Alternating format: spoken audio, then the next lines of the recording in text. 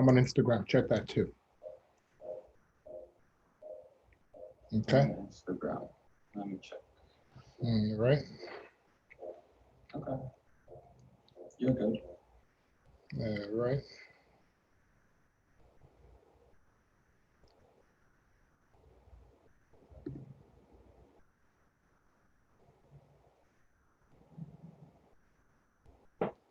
I'm going to shift over now to Zoom on the phone.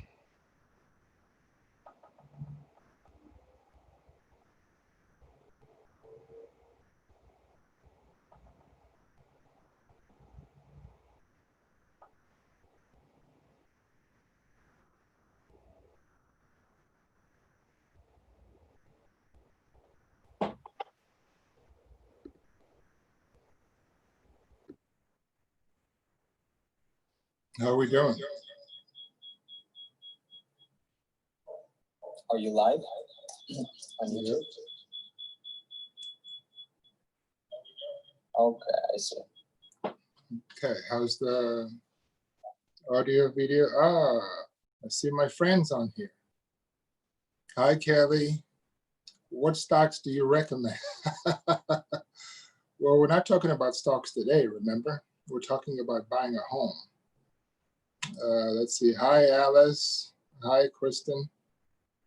All right. Elaine is here. Tina Dobbins. Welcome, Tina, my friend. You're always, I love having you here, Tina. Tech team, how we doing? Audio, video, good. Hi, friends on Instagram also. So make sure you guys all go to our YouTube. We're gonna have a fun show on YouTube. I can see your comments. I can communicate with you. You can communicate with me, and we can have fun. So welcome. I'm gonna wait for a few more people. We're on time today, almost. We had a nightmare last week. You remember? We were on 32 minutes after. We had technical problems. We changed some of the things that we, the way we, we stream, and it was crazy. It was totally crazy.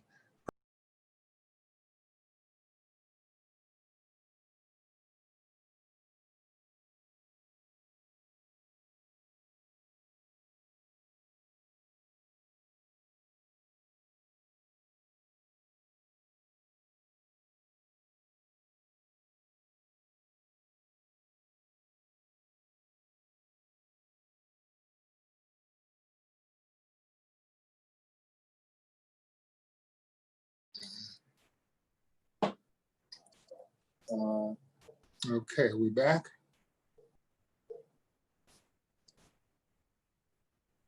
Make sure you're back. It'll take a couple. Sorry, we had some interruption occur, and hopefully I'm back live now. How we doing? Still waiting.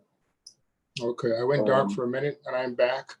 Hi, Amber. Okay. I'm back. Okay, wonderful. Hi, Denise. Wow, I got all my old friends over here, and I got a bunch of new ones. Satoya, how are you? Wanda, Pessoa, Shindu. Hi, Kelly. We have some great people on here. I have a bunch of really good, my followers, a bunch of amazing people. And I see a few new ones over here. So thank you. Thanks, Denise. Yes, I'm back. I feel good. I can, just so you know how the system works, I have a bunch of lights over here. I have 3 computers working. I have a phone that's Instagram. I have a YouTube. I have a bunch of stuff. I've got water over here. So I have a lot of things happening in a small space. So sometimes things get disconnected. So like I was saying, I apologize for what happened last week. We were on 32 minutes late, which should never have happened. But we endeavored to be on time today. We were about a minute late, which next week we'll do better. So today we're going to talk about something very important, and that's about buying a home. Now I'm going to step back for a second and talk to you first about some of the things that I've talked to you about before, and we'll talk about how we got here. Why I'm talking to you today. And again, the topic is buying a home as an investment. Should you buy a home as a consumer product? the way you'd buy a car, or should you buy a home as an investment, the way you'd buy a stock? How do you think of buying a home? And so going back, many of you know me. I hopefully need no introduction. I'm David, and I have an interesting life. I came in, from the U.S. Into the U.S. a long time ago from Lagos, and didn't have any money. I was able to get very successful by applying certain principles. I didn't even realize I was applying, and I, now I work with very, I'm doing very well. I work with also some very wealthy people, and I'm bringing you those secrets of the wealthy. And the truth is, the biggest secret of the wealthy is there's no secret. It's a series of habits, things that people do that I was doing. I didn't even realize that I was doing them. Certain things I was doing. I was saving. I was investing. I was reducing my taxes. I made sure to pay my bills on time. I kept my credit score high. I made sure that I didn't over leverage. I used debt, but I used it very smartly. I focused on investments rather than spending. I focused on savings rather than consumption. And some of those things got me where I am today. And I'm teaching you those things. And a big part of the reason why is because, as I explained in the first couple of broadcasts that I did, the disparity of wealth in America is exceptionally bad. It's the worst in the developed world. The rich are getting richer. There's more billionaires and multi-billionaires than there are. The multi-billionaires and billionaires are getting larger and larger. The wealth is getting greater and greater. And the wealth for the 99%, the less fortunate, is shrinking and is shrinking. And a big part of why I'm here, why I'm doing what I do it for you, I do it out of love, is to help you. If there's anything you can take from any of these broadcasts, I've talked about stocks, I've talked about bonds, I've talked about ways to protect your assets, I've talked about things to do during COVID-19 to make money. I've talked about how to make sleep money instead of working for your money, having your money work for you. I've talked about so many things. And the way that you can keep up is by subscribing to my channel. We are yet to pick a name. We're very close. We saw your names. I got about 130 names. It was just amazing. About a month ago, when I asked you to pick a name for me, and you guys picked so many amazing names. We're yet to pick one. We are soon. And by the way, we have a show, Tim and I, my girlfriend, we have a show on Thursdays also. It's called Couples and Quarantines. We're looking for a name. Well, quarantine is almost over, in many parts. I know the rate of infection or the rate of discovery of the infection is going up in many states. But, we're going to be out of quarantine, sometime soon, this month, next month, the month after. So we need a new name for our YouTube show. And of course, don't forget Tamar's show, which is really amazing. It's like #1 all over the networks, VH1. It's really doing very well. To Catch a Beautician. I love the show. I can't wait till 6 p.m. every day, to watch it on it's 9 o'clock Eastern time, but I watch it 6 p.m. over here, Pacific time. I think you can also watch it at the same time. So today we're going to talk about some of those things that one thing that is probably the most number of questions I've gotten in my 30 years as a financial guy, and in my 17 years of owning my own company, or my own companies, the biggest question I've had, or the most number of questions about one subject, revolve around buying a home. Everyone feels like it's a goal to be attained. So you find a lot of young people who graduated from college, they're wondering about, should I buy a home? David, is it the right time for us to buy a home? You find people who get married, and the first thing they think about is, should I buy a home? Should we buy a home? You find people when they have a kid, should we buy a home? Should we, and there's many questions that revolve around buying a home. And there's really two schools of thought. The first school of thought for many people is that a home is a terrific investment. You get all these tax benefits, it goes up in value, and you can make money. That's one school of thought. The second school of thought is, well, how do you make money from buying a home? When you retire, what are you going to do? You're going to sell your home and go rent and keep that money? Or what, are you going to take a mortgage when you retire? What are you going to tell the bank? I need a mortgage. The bank is going to say, okay, you're retired. How are you going to pay it back? I don't know, but I need a mortgage. So most people, by the time they retire, they've had their home paid off. So the second school of thought is, if you've had your home paid off and you're living in, it's not like you're renting the house, how can your home be a good investment when you can't sell it? I mean, you can get a reverse mortgage, which is pretty much giving it to a bank as opposed to your children. And that's one, we will talk about reverse mortgages one day. So I get a lot of questions about buying a home. When should I buy it? Where should I buy it? How much should I pay? What's the process? Should I even think about buying a home now? And a lot of millennials, by the way, are delaying buying a home. A lot of millennials are a little bit more into moving around. From job to job. It's easier to switch jobs now. And so many people want to switch jobs. So if I'm in New York and I feel I work as a banker in New York, and I feel like I might go to Silicon Valley in San Francisco, do I really want to tie myself down to buying a home? So there's other considerations to whether or not you buy a home. But we're going to explore those today. And so today I'm going to talk to you about buying a home as an investment. Is a home an investment? If it is it a good investment? If it's not, should you still do it? We'll talk about that. And then we'll talk about the decision that you may have made already, irrespective of what David says, to buy a home.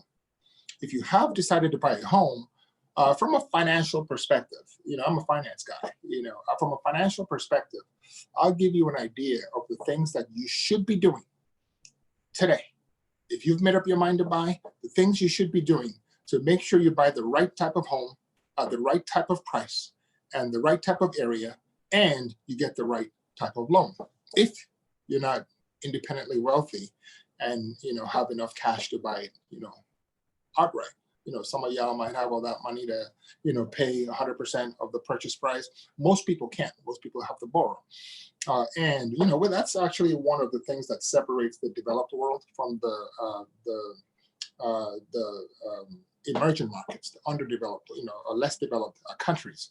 The developed world, we have a financial system that supports mortgages because we have a credit system. I can check your credit and know if it's good or bad.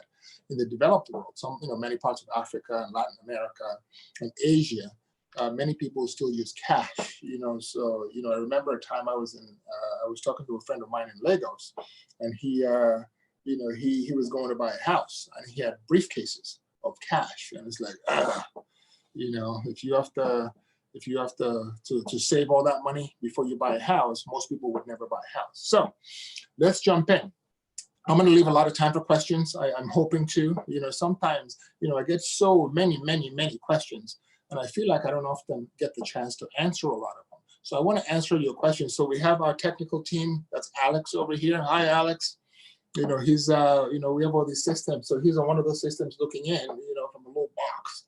And, Alex, so compile the questions, and you'll read them out to me, and I'll answer your questions. First, let's talk about the current market for homes. And then we'll talk about, in general, whether or not a home makes sense and the factors you should be considering before you buy a home. What's going on in the real estate market now? As you all know, because we went through it together the last 3 months, our country has been shut down. Consumer spending that accounts for the majority of the US economy, about 70%, has shut down.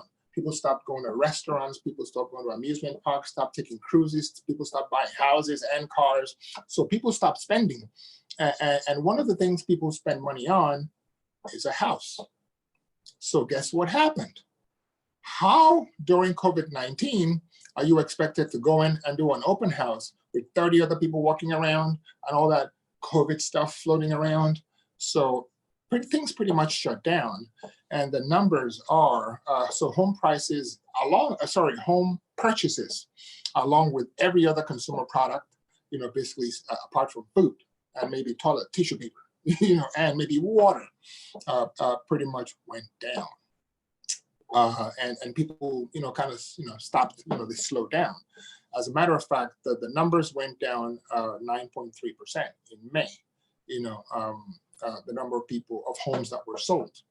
Now, typically, when people are buying less homes, it means the demand for homes is less. If the demand for homes is less, usually what happens is the price of the homes go down, right? Demand is high, price goes up because more people want the same product. Demand goes down, the price goes down because less people want the same product. Well, the same is not true this time. Home sales have dropped significantly. As a matter of fact, I think this is the worst in 13 years, ever since I think 2007. This is the worst we've had in terms of number of sales. However, home prices are remaining steady. Why? Well, people aren't moving. People are not moving from their houses. People are going through so much stuff right now. They're trying to figure out how to, manage their lives and get a job, and how to, whether they're going back to work and whether they can go to a restaurant or not go to a restaurant. They're trying to figure stuff out. They're not trying to sell homes now. And so people are staying put. And in addition, if you had a big part of, what drives sales is a lot of people either moving up, I'm going to have a nice starter home, I'm going to move to a bigger home. That's slowed down. And then another part, smaller part of home sales is foreclosures. People who are, I can't afford the home, I don't want the home, I'm going to let it go. And that's also slowed down because of the things that a lot of the banks did. A lot of banks, if you had a mortgage, and I hope you did, because I told you to do that months ago.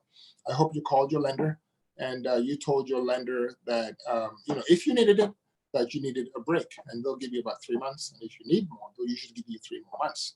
And so a lot of people who were getting foreclosed on, they're staying in their homes. So home sales dropped. But at the same time, because there were less homes on the market, home prices stayed constant. If anything, they actually went up a little bit. Home prices went up 2.3% from last year to this year. So even though sales went down, home prices went up a little bit. Now, let me tell you a secret. If you're looking to buy a home, don't tell anybody I told you this. If you're looking to buy a home now, you may want to wait for a little bit. It's a secret. It's not part of what we're going to talk about today, but I thought I'd share this with you. If you're looking to buy a home now, you may want to hold off for a little bit. So you're asking me, David, what are you talking about? And if I'm going to hold off, how long should I hold off for? Well, let me tell you what is happening in the underbelly of the housing market and the underbelly of our economy. Underbelly not meaning bad or evil. Underbelly meaning outside the scope of public perception of public consumption. People are hurting. People are really hurting. And I started this program to help people, but people are even hurting really badly. Those people I'm trying to help, you guys are hurting a lot. And many people have like I said, a reprieve. Many people have lost their jobs. 40 million people are unemployed today in America, lost their jobs. And so many of those people have homes. When the economy comes back, and we don't know when that is going to be, that could be, in 3 months, in 6 months, in a year. But when I say come back, when our GDP starts to rise again, that'll happen when people start to spend, when we go to restaurants, go to amusement parks, and we don't know when that is. Many of those counties and cities that opened up are now experiencing significant increases. I think it's 28 at last count. 28 states have seen increases, if I'm not right, 23 or 28 increases in COVID-19 cases. And many of those, I think it was 11, have record high COVID-19 cases diagnosed. And so many of those people who have, those 40 million people who are currently unemployed, they have a little bit of a reprieve because, like I said, the banks are not foreclosing on them. But many of those 40 million people are going to go back to work one day, in a month, in two. The country is already opening up. Many of those people are not going to be able to get a job, unfortunately. We expected the recession to be like this, V-shaped. What we're seeing now is there's been significant and sustained damages to the US economy because a lot of companies that basically shut down, they have to restart. You don't just go from this to this. No, you go from this, it takes a while. So it's kind of like a check mark, you know, the Nike swoosh, the Nike check mark. It's kind of like that, where it's a bad recession followed by a very slow recovery. If that happens, those 40 million people who have jobs, who've lost their jobs, are not going to be able to get jobs as quickly as they lost those jobs. Many of those people have homes. So when the time comes, when the bank says, you know what, your reprieve is over, that 3 or 6 months that I that I gave you a moratorium on, you have to now add that to your principal. And you got to pay a little bit more than you were paying before. And some of those 40 million people who don't have jobs will not be able to make those payments, unfortunately. So we're going to start seeing a lot of the fallout from the mortgage crisis, from the, the joblessness over the next 90 to 180 days. And unfortunately, because I hate for this to happen, a lot of people are going to lose their homes. Typically what happens is you don't pay your mortgage for a month, they send you a notice. You don't pay for 2 months, they send you a notice. 3 months, then you're technically well, you're already in default after the first 30 days. Then they can initiate foreclosure proceedings. And there's nothing to stop them. And then they can take, after a few months after that, they can take your home. So you're going to start seeing a lot of people either losing their homes because they can't afford to pay those homes, or a lot of those people are going to, I can't afford to pay, let me sell it. Let me sell it quick before home prices start to go down or up or whatever. And so, unfortunately, we don't like to benefit from other people's misfortune. That's not what we do here. Or, the tide lifts all boats. Everyone has to make money together, and there's enough to go around. But sometimes, in situations where, someone else has a misfortune, like losing a home, you might be able to take advantage of that. Unfortunately, but it's just the way the world works. And so, again, the secret is, if you're looking to buy a home, you may want to hold off for a little while. I'd say at least 90 days, maybe even 180 days, because property prices may start to, you might find bargains in the market, which you don't have now because of the unemployed who will probably not be able to get a job, unfortunately, and many of those people will have to give those homes back to the bank. And so you may be able to get those homes at a discount. That's the secret that I was going to tell you. Many people don't know that. Many people don't think that way forward, but that's what I do for a living. I think forward. So now let's talk about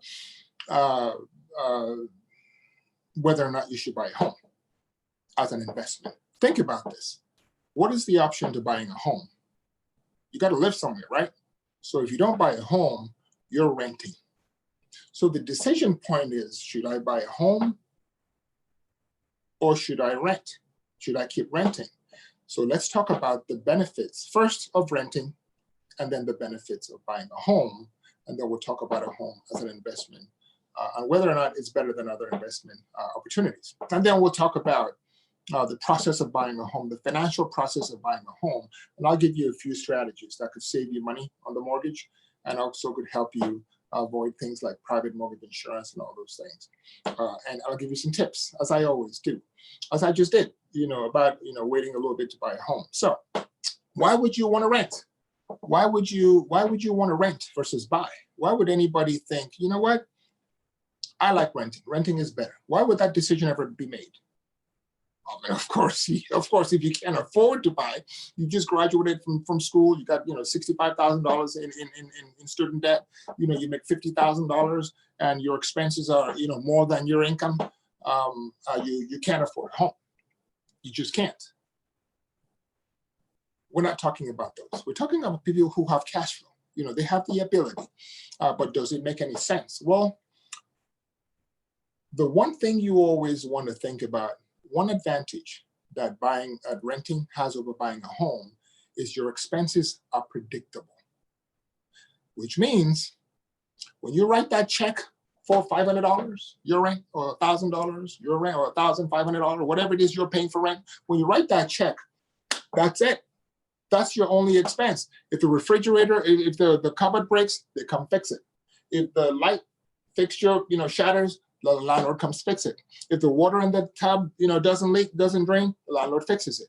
If the toilet, flips on its head and shatters, that's not your problem. If the roof leaks, that ain't your problem.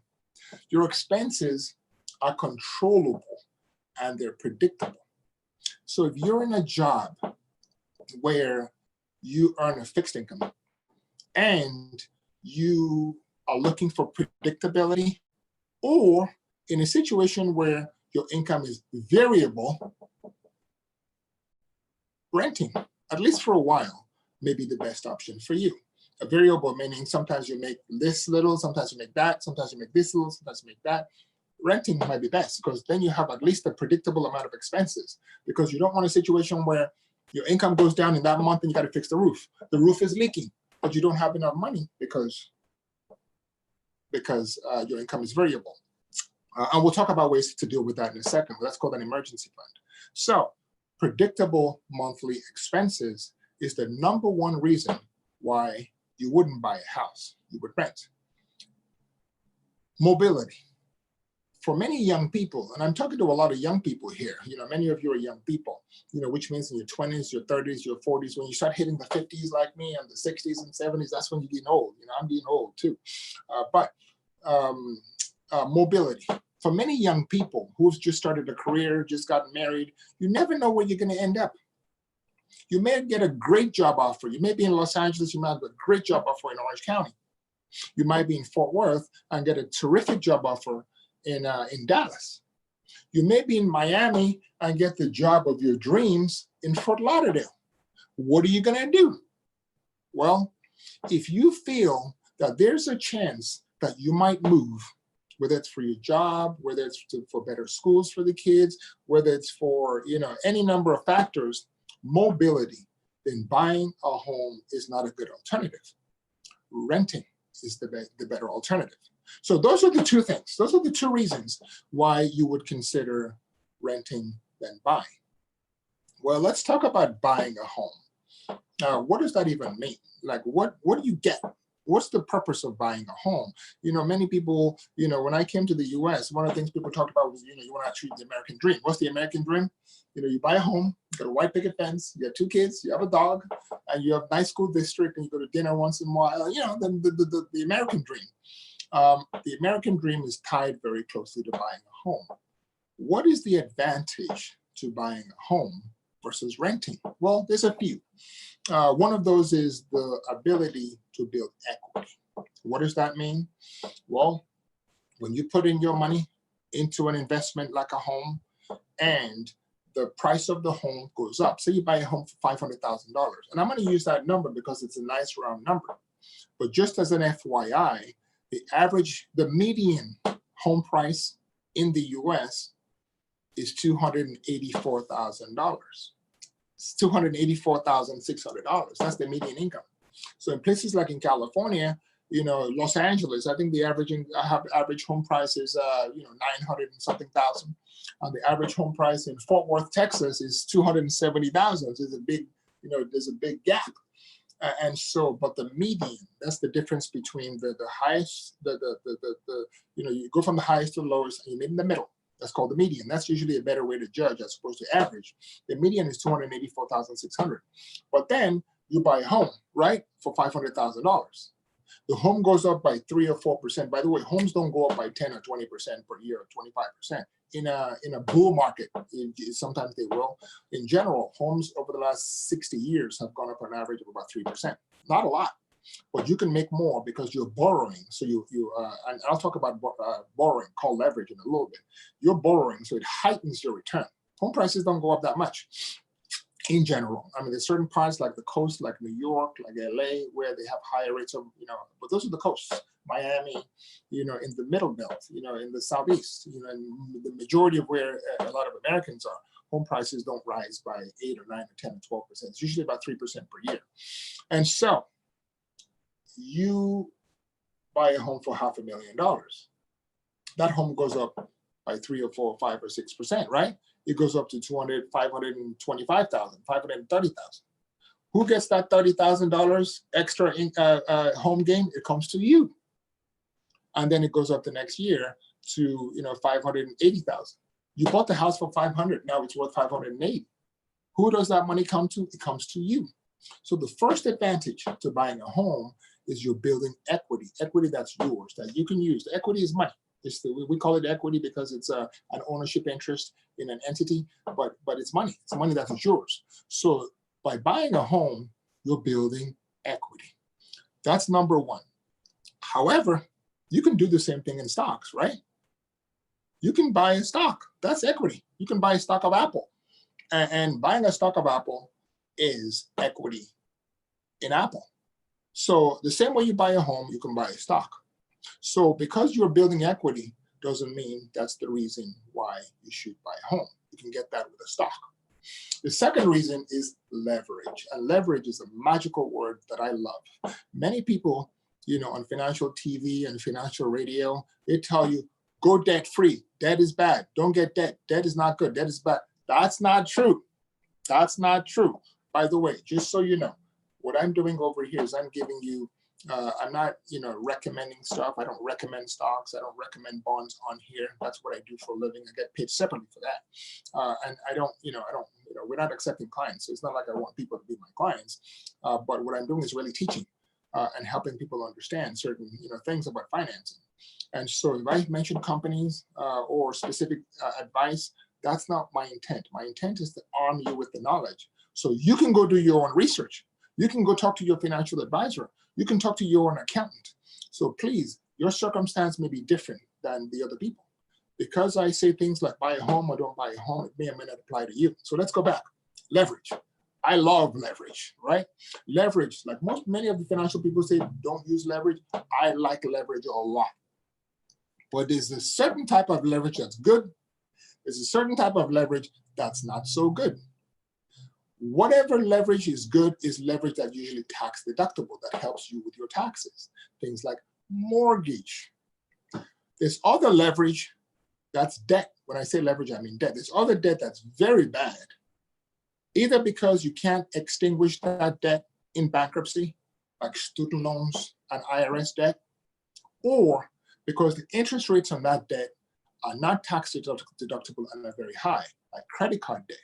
So mortgage debt is very good. Mortgage debt is great. Credit card debt, student debt, and credit card, student debt, and where's the other one? What I totally lost my train of thought. Credit card, student debt, and IRS debt. Those are not good. It's not good to owe money to the IRS. So you want to be careful about that. Now, leverage is something. I'm going to explain the concept of leverage to you and show you how powerful that word is, right? And how it can magnify your return. So let's say you buy a house for $500,000 and you put down a down payment of 20%. So you put down $100,000, right? Your equity is $100,000. You have a loan for $400,000, a mortgage loan for $400,000. So $500,000 home purchase price, $400,000 mortgage, $100,000 your equity you put in. Let's say that home goes up and doubles in 10 years. Let's just say it doubles, just for the sake of this exercise, 10 years, 15 years, whatever. It doubles in price. And just to make this interesting, let's assume you didn't pay off the mortgage. You just paid interest only. Let's assume you put in $100,000, the $400,000 is still there. You don't pay it down. You just pay interest on the mortgage. The home price has doubled. So now you bought it for $500,000. Now it's worth $1 million. You put in $100,000. You have $400,000 loan on it. and you sell the property for $1 million, 10 years and 15 years later. How much is your rate of return? Guess what? You put in 100, you pay off that $400,000, you just made a $500,000 profit. You made 5 times your money by using leverage. It's an amazing thing. Now, look at it a different way. Let's say you bought that house by yourself, right? Let's say you have the cash. You didn't want to use leverage. You have a $500,000 house and you pay cash for it, right? You got money like that? You pay $500,000 for $1 million property, and the property price, like the last one, doubles in value, right? Now you have a house worth $1 million with no mortgage. You put in $500,000. What was your rate of return? 100%. You just doubled your money. You put in $500,000. You made an extra $500,000. You doubled your money. But in the past example, you made 5 times. So using leverage magnifies your returns. That's the second reason to buy real estate to buy your home as an investment, because the money that you put in could be leveraged by using debt, and we'll talk about the debt in a second. And as a result, you can magnify your rate of return. But you can also get leverage in stocks, right? It's called margin. You could borrow money. We don't recommend it. I don't like margin. I don't like margin because, the price of the stock goes down. We're going to call it. The brokerage firm is going to call the stock. They're going to ask you to put up capital. If you don't put up capital, to cover the loss, we'll take your stock. So we don't like margin. We don't recommend it. We only recommend it for very specific, highly sophisticated clients who have liquidity and who understand the risk. But you could borrow money to buy stocks. So leverage and the power of leverage and the ability of leverage to magnify your returns is not necessarily a reason to buy stocks as an investment, because you can do the same thing. To buy a home as an investment, because you can do the same thing with stocks or bonds or gold or any other investment. You can leverage it. So what other advantage do you have from buying a piece of property, your own home, versus renting? The third advantage is one I've talked about in the past. That's one every smart person, every rich person I work with does, including me. Everybody does it. It helps you minimize your taxes. Buying real estate helps you reduce your taxes. How? It's amazing. It's like magical, right? So the government gives you the ability to buy a house, right? You buy a house, you take a mortgage. I take a mortgage, right? And I can deduct the interest on that mortgage. There's certain limits, but still, I can deduct the interest on that mortgage. And I can deduct up to a certain limit my real estate taxes. Wow. Imagine that. This is my property. It's something I bought for myself. I'm not using it for communal property. I'm not using it for nonprofit. I'm not renting. I'm not doing anything with it. It's my own property. And I get to deduct, for tax purposes, my interest. And I'll give you an example of how that works. So let's say you buy a $500,000 property, right? You put in $100,000 mortgage, $100,000 equity. You have $400,000 mortgage. And let's say your $400,000 mortgage principal. Let's say your mortgage is 3% on $400,000, right? So let's say you get a 3% interest. A 30-year mortgage is now about 3.13 average, right? Around the US. They've come down significantly. But if you have a 3% mortgage, a $400,000 mortgage balance, 3% mortgage interest, that's $12,000 you get to use to reduce your taxes every single year. So let's say your tax is 30%, just for the sake of this argument, your federal and state tax together, if you're in a state that taxes, you get to deduct 30% of $12,000. $4,000 just by buying your home. You save $4,000 on your taxes. It's amazing. Plus, you get to deduct up to a certain limit your real estate taxes. It's great, right? That's one benefit that stocks don't have. You can deduct losses against gains, but you can't just write off, for tax purposes, your losses on stocks, unlimited. In this case, you can do so. You can write off your mortgage principal, your mortgage interest, which is great. So that's a third reason to buy stock, to buy a home. The fourth reason is non-monetary. And I can tell you, for me, when I was renting, many people don't know this. I don't care that much I'm an investment guy. I want to keep my expenses low and I want to invest in the way that makes me the most. And when I was single, which I was until a couple of years ago, I was renting, I bought the house. I bought a house actually before, I met Tamar, but I was renting for many, many, many years. And what I was doing was I ran the numbers and I said, okay, it kind of makes sense to rent for now. But I was missing out on something, which I realized happened after I bought the house, right? Pride of ownership. There's something to be said about taking your key, opening the lock, walking into your home, dropping your bag, and looking outside your window and thinking, I own this property. This is my little piece of the world. Anything happens out there, I can't be kicked. As long as I pay my mortgage and I pay my taxes, I can't be kicked out of this home. I own this little piece of America. And so for me, the pride of ownership was significant. And I think is just as powerful as any financial incentive. And so does it make sense to buy a home versus rent? It depends. It really depends. Remember, if you're mobile, you're changing jobs, or you want stability, rent. If you want to build long-term equity and you need the tax benefit, if you want a place where you can come, reside, put your head down and feel like it's a home, somewhere that you belong, then you should be buying. I believe everyone should own a home. Whether or not you use it as an investment or not is it's up to you. I don't necessarily personally think of real estate, my own personal real estate.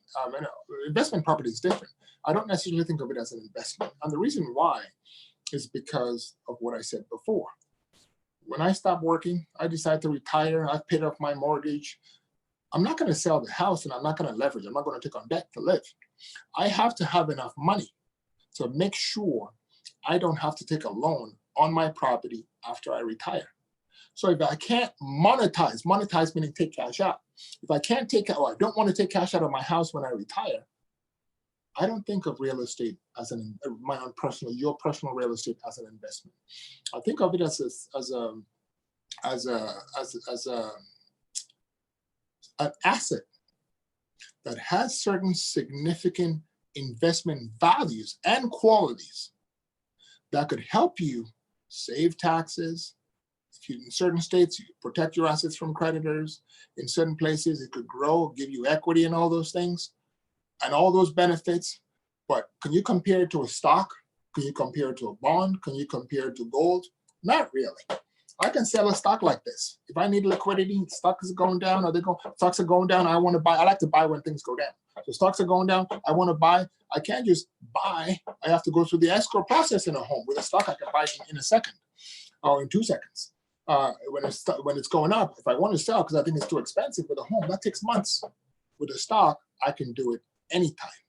And so you can't really compare real estate to a stock. A stock is a simple investment that helps you make money. Real estate has certain values above and beyond investment, and that's the pride of ownership. So how are we doing for time?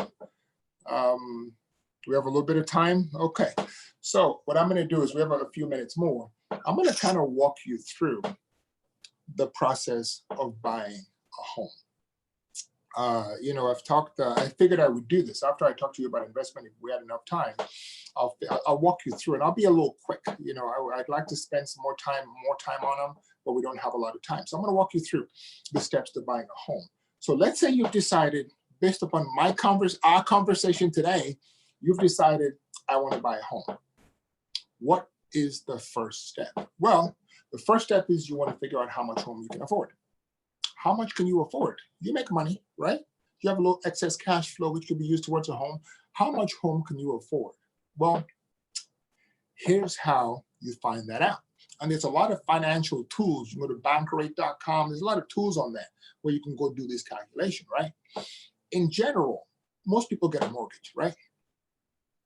You don't want, and the mortgage company doesn't want your overall debt to income ratio to exceed 36%. So let's say you make, and 28% of that should be mortgage, no more than 28% should be mortgage related. So let me give you an example. Let's say you make $5,000 a month, right? In general, you don't want your housing related expenses to be, you don't want your total debt to be more than 36% of your income, which means the maximum should be $1,800. Your total debt, that's your credit card bills. If you make $5,000, your credit card bills, your car note, your home mortgage interest, your property taxes, your title insurance, your homeowner's insurance should not exceed $1,800 if you make $5,000. In addition, your mortgage and home-related expenses should not exceed 28%, which is $1,400 if you make $5,000. So your mortgage interest, and your mortgage, the payment you make per month, plus your homeowner's insurance, plus your property taxes should not exceed $1,400, right? That's how much home you can afford. Now, you take that number, you go to bankrate.com, you plug it in there, it'll give you a home price of around $300,000. So if you make $5,000 a month and your expenses, your mortgage-related expenses are less than 28% of your total income, it's $1,400, and your overall debt is less than 36%, that's $1,800, then you can afford a $300,000 home. Congratulations. Now go out and buy a home. Wait, don't go out and buy a home like that. I got more to tell you. We got more to talk about. The next thing, after you figure out how much home you want to buy, is you want to clean up your credit. I know many people, especially young people, they have a ding or two on their credit. Maybe you forgot to pay that credit card bill, or you had a little incident on your credit card where you overspent on those Gucci shoes, or something happened where you forgot to make a student loan payment, or any number of things could have happened that could have dinged your credit. You want to clean up your credit, and I'll tell you why. Lenders who you're going to go to for a mortgage are going to look at your credit as the first thing before they give you a mortgage. And the higher your credit, that's over 740. I know that sounds high. The maximum credit is, I think it's 850. To get 740 is no joke. You're in the top echelon of America. I think it's the top 3, 4, 5%. But it is important to get your credit to that level in order for you to get the best mortgage terms. And if you're going to be paying a mortgage for like 30 years, you want to make sure it's the best mortgage terms that you can get. So the first thing you want to do is clean up your credit. Pull up your credit report. There's a lot of different places, free credit score, free credit report, or you go to your bank. That's what I actually like to do. You go to your bank. Most banks have, credit score, on that you can check your credit score. And then each of the credit reporting agencies has an obligation, a legal obligation to give you 1 copy per year. Pull up your credit report. Make sure your credit is good. If it's not, start the process of cleaning it up. Get rid of all those, pay your debts, call the company, ask them if they'll take it off. Could you take it off? I'm sorry, I already paid the bill. Make sure your credit is high. Now, one exception that I'll talk about is the FHA, right? FHA loans, you don't have to have 740, but I'll talk about those in a second. You actually only need about 580. But I'll talk about FHA means Federal Housing Authority.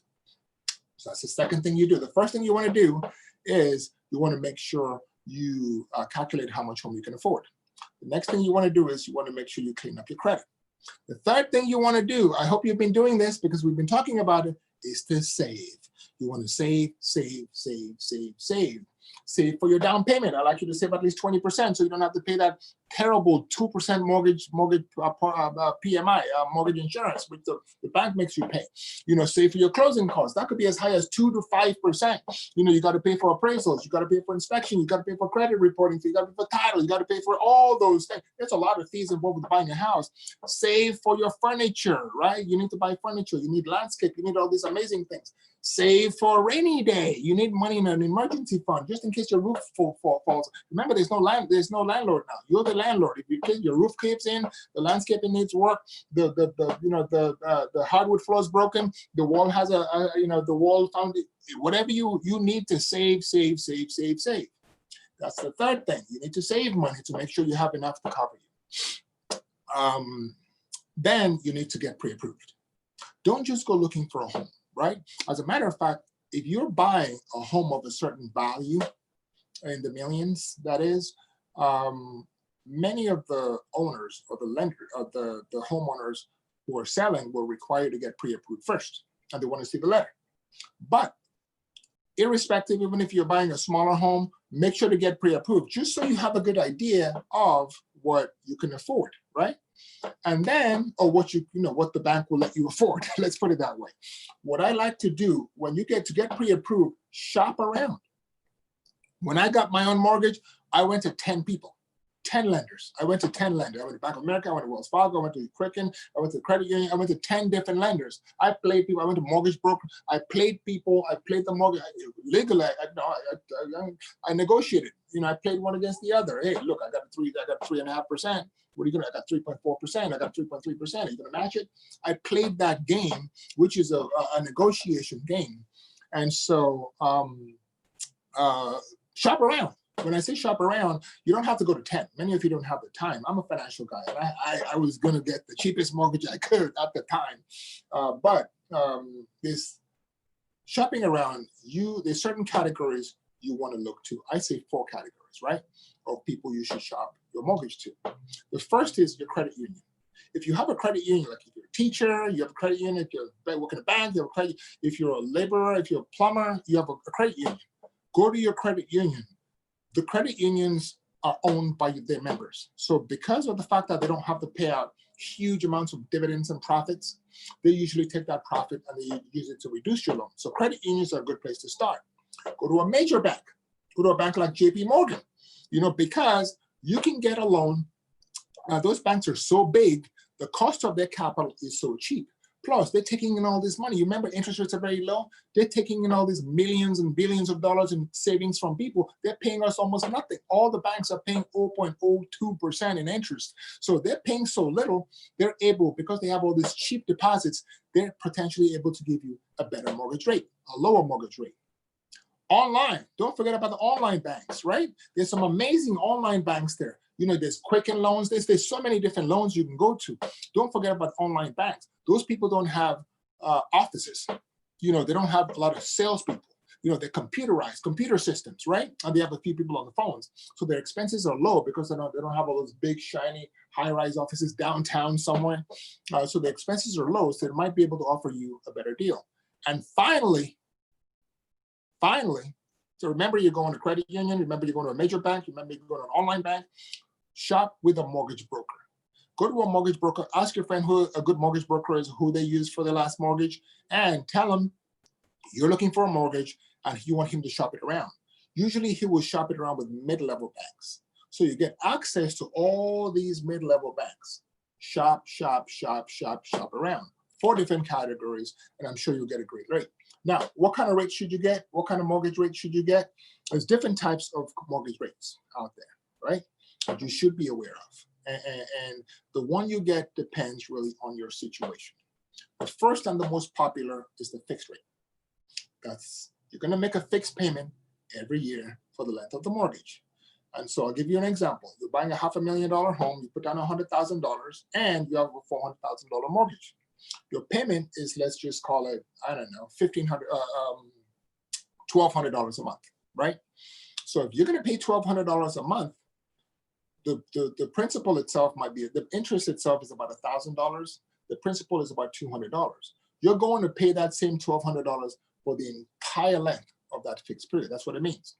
Even though your actual mortgage principal goes down over a period of time, the interest level is very high first, but because the mortgage principal goes down, the interest component goes down after a period of time. So in the first month of your mortgage, if you get a 30-year fixed mortgage, your interest might be only $1,200. The principal, if you're paying $1,500, let's say you're paying $1,500 a month, Interest might be $1,200 or $1,300. The principal portion only $200. In the 30th year, it flips. So interest is only $200, and the portion towards the mortgage principal is $1,200 or $1,300. So you're going to pay the same thing over a long period. There's 30-year mortgages. It averages now about 3.13%. Interest rates are really cheap. And there's 15-year mortgages that range around 2.8%. So, but remember, a 15-year mortgage, even though the interest rate is less, the payment is usually higher because you're paying for a shorter period of time. There's also what you call adjustable rate mortgages, right? So if you want a really low mortgage now and you expect mortgage rates to stay level for a period of time and not skyrocket, then you can go for an adjustable rate mortgage. I don't personally like them for homeowners, especially in a situation like this where interest rates are so low, but just lock in a fixed rate. Lock in a fixed rate. Interest rates are not going to come back this low for a long time. They're really cheap. 3.13% on a fixed rate mortgage. I heard some people are even getting 2.5% on fixed rate mortgages, conventional mortgages. And again, there's conventional and there's fixed rate mortgage, and there's jumbo mortgages, right? So the conventional mortgages are somewhere around in many states under 515,000, somewhere around there, 510,000. That's a conventional mortgage. Conventional mortgage, and then there's a jumbo mortgage. Jumbo mortgages are mortgages in most states over 510,000. In some states like New York and California, where home prices are high, conventional mortgages are under 765,000 and jumbo mortgages over 765,000. What differentiates them? Your conventional mortgage that's under 765 in California, under 510 in Texas, is guaranteed by Fannie Mae and Freddie Mac. Your bank makes sure your mortgage is guaranteed by Fannie Mae and Freddie Mac. Your jumbo mortgage, on the other hand, is something the bank guarantees. The bank often holds that on their books, or so they could be more flexible on the jumbo mortgages, or they're going to take it, they're going to chop it up, and they're going to sell it to investors. That's what happened during the financial crisis. So don't overspend.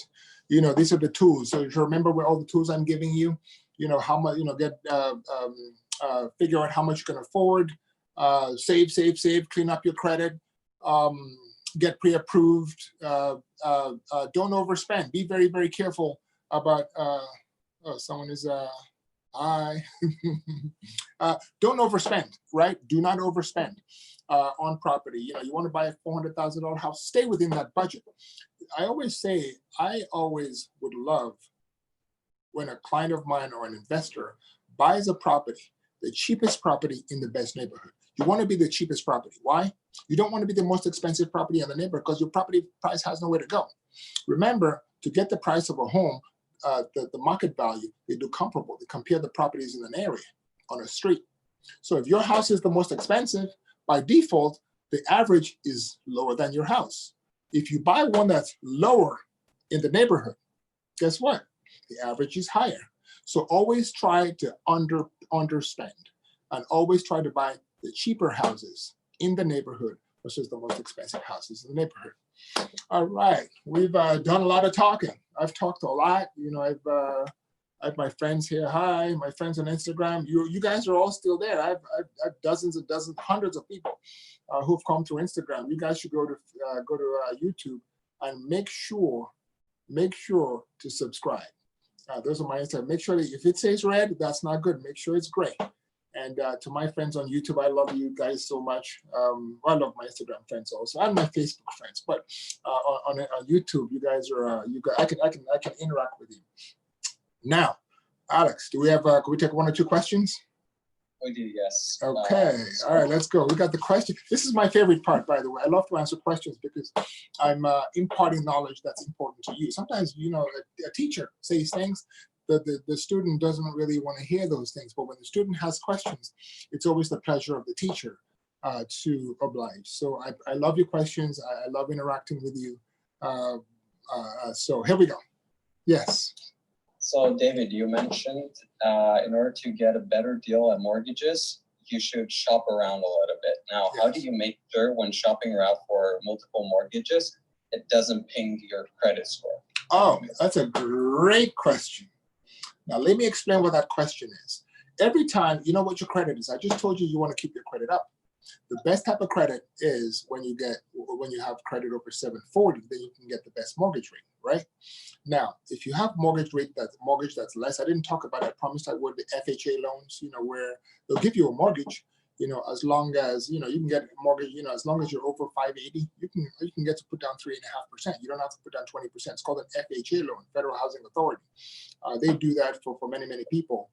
There's no limitations. If you're a homeowner, you don't have enough money to pay a mortgage, you can do that. But the question was, I just told you to keep your mortgage rate up, to keep your credit score up. Unless you want to go get an FHA loan, which requires, 580 credit, or sometimes even less, you need 700, maybe even upper sixes, right? Whenever you have a hit, it's called a hard hit on your credit report.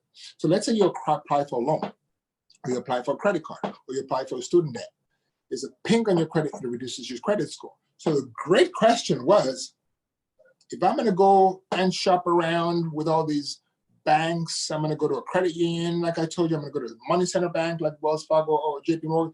I'm going to go online. All these people are going to hit your credit. They're going to ask for, they're going to ask you for your social security number. They're going to ask for a preliminary application, and they're going to check your credit to give you an offer.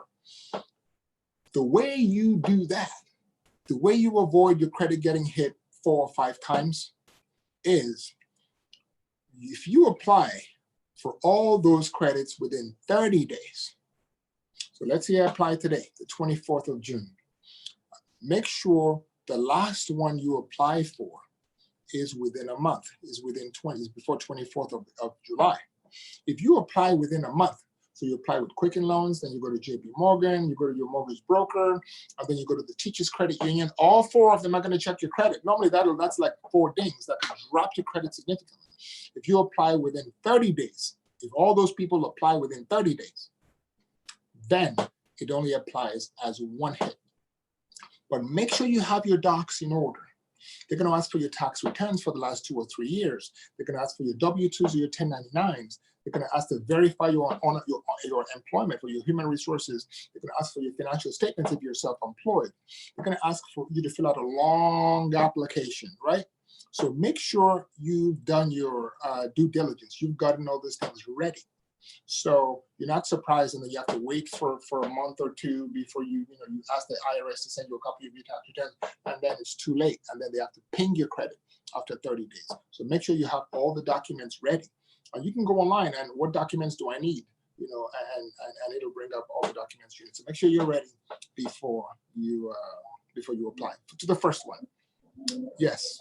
Wow, I have so many people on here. Hi guys. Hi Henry. How you doing, man? Good to. Hi TK. Keisha, how are you? Eve. Man, I got Simply Natural Bell. I like that name. What's the next question? The next question is, people are wondering if this is a good time to refinance their mortgage. Absolutely. The question was, is this a good time to refinance my mortgage? Absolutely.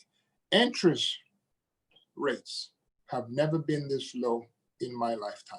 During the 2008-2009 financial crisis, interest rates dropped. And I'll tell you, the interest rates usually drop because the Federal Reserve drops interest rates. Whenever we have a recession, people are not buying. The Federal Reserve wants to make things easier for companies and people so they can borrow money, so they can spend that money, so they can get the economy growing again. So they usually reduce interest rates. The Federal Reserve has reduced interest rates. It's this thing called the federal funds rate. You don't need to know what it is, but it's the rate banks borrow each other money. That's the rate the Federal Reserve reduces. They've reduced the federal funds rate. There's another one called the discount rate, rates where the banks borrow money to banks. The Federal Reserve borrows money to banks. But whenever the Federal Reserve reduces interest rate now, like that, like they have, interest rates now are close to 0, the Fed funds rate. So if the bank wants to borrow money from another bank, it's around 0. Your mortgage rate, which is tied to that rate, also goes down. Mortgage rates now, on average, are 3.13 this week, 3.13.